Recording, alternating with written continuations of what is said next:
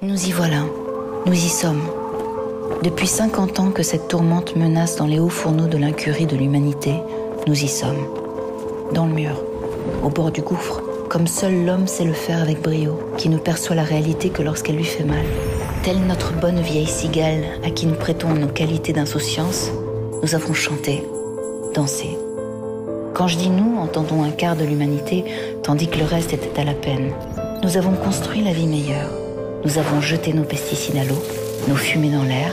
Nous avons conduit 3 voitures. Nous avons vidé les mines. Nous avons mangé des fraises au bout du monde. Nous avons voyagé en tous sens. Nous avons éclairé les nuits. Nous avons chaussé des tennis qui clignotent quand on marche. Nous avons grossi. Nous avons mouillé le désert, acidifié la pluie, créé des clones. Franchement, on peut dire qu'on s'est bien amusé. On a réussi des trucs carrément épatants. Très difficiles, comme faire fondre la banquise, glisser des bestioles génétiquement modifiées sous la terre, déplacer le Gulf Stream, détruire un tiers des espèces vivantes, faire péter l'atome, enfoncer des déchets radioactifs dans le sol, ni vu ni connu. Franchement, on s'est bien marré. Franchement, on a bien profité. Et on aimerait bien continuer. Tant il va de soi qu'il est plus rigolo de sauter dans un avion avec des tennis lumineuses que de biner des pommes de terre. Certes.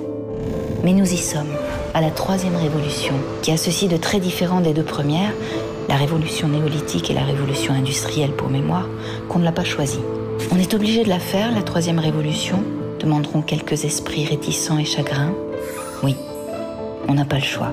Elle a déjà commencé, elle ne nous a pas demandé notre avis. C'est la mère nature qui l'a décidé, après nous avoir aimablement laissé jouer avec elle depuis des décennies. La mère nature, épuisée, souillée, exsangue, nous ferme les robinets. De pétrole, de gaz, d'uranium, d'air, d'eau.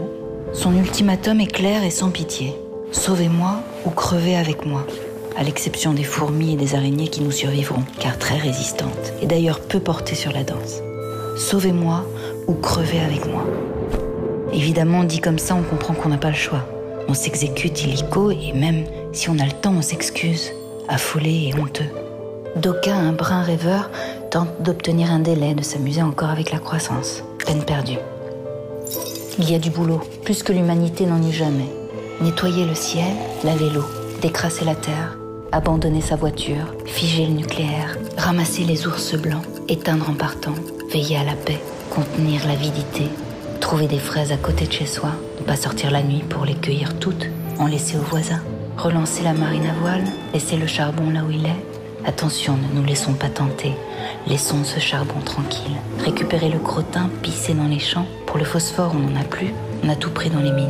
On s'est quand même bien marré. S'efforcer, réfléchir même.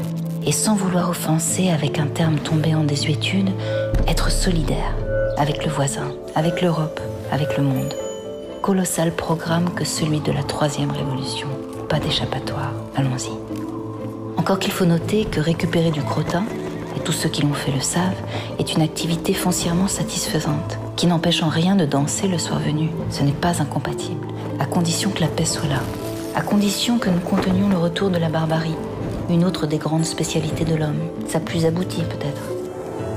À ce prix, nous réussirons la 3e révolution. À ce prix, nous danserons, autrement sans doute, mais nous danserons encore.